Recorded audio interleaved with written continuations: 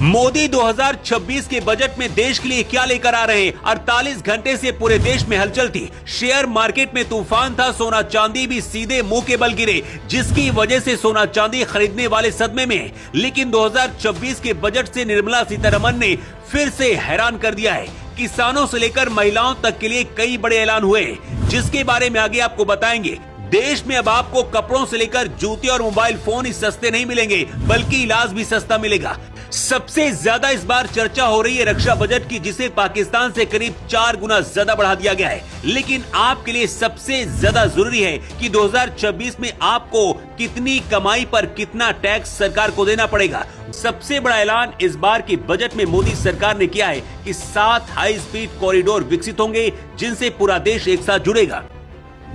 पहला high speed corridor Mumbai से पुणे तक, दूसरा पुणे से हैदराबाद, इसी तरह से हैदराबाद बेंगलोर, हैदराबाद चेन्नई, चेन्नई बेंगलुरु, दिल्ली वाराणसी और वाराणसी से सिलीगुड़ी तक बनाए जाएंगे। 2026 में भारत के इतिहास का सबसे बड़ा रक्षा बजट मोदी सरकार लेकर आई है, जिससे भारत की सेना और भी ज्यादा मजबूत होगी और भारत अब 5वीं पीढ़ी के हथियारों की तरफ आगे बढ़ेगा।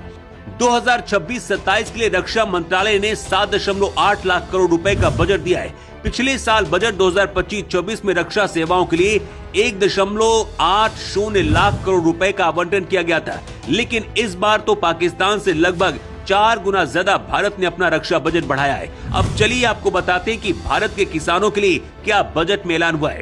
कृषि और किसान कल्याण के लिए 1.62 लाख करोड़ का आवंटन हुआ है। ये पिछले बजट की तुलना में लगभग 7% ज्यादा है। किसानों को इससे फायदा कैसे होगा, इसे भी समझिए।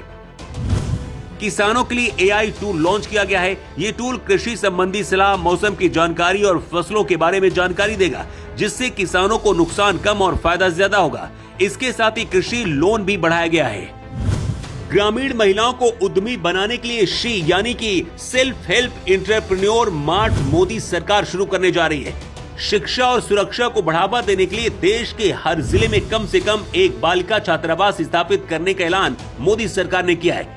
इतना ही नहीं, पहली बार व्यवसाय शुरू करने वाली महिलाओं और अनुसूचित जाति जनजाति के उद्यमियों के लिए 2 करोड़ तक के टर्म लोन की सुविधा भी सरकार देगी। अब चलिए आपको बताते हैं कि आखिर आपकी इनकम में 2026 में सरकार को कितना टैक्स देना होगा। आपकी कमाई से सरकार कितना टैक्स लेने वाली है। 1 अप्रैल 2026 से देश भर में नई टैक्स स्कीम लागू होगी। 12 लाख रुपए तक की अगर आप कमाई करते हैं तो आपको कोई भी टैक्स नहीं देना होगा। इसके साथ ही स्टैंडर्ड डिडक्शन बढ़ाकर 75,000 कर दिया गया है, जिसका मतलब है कि अब आपकी 12,75,000 तक की सालाना कमाई में कोई टैक्स नहीं होगा।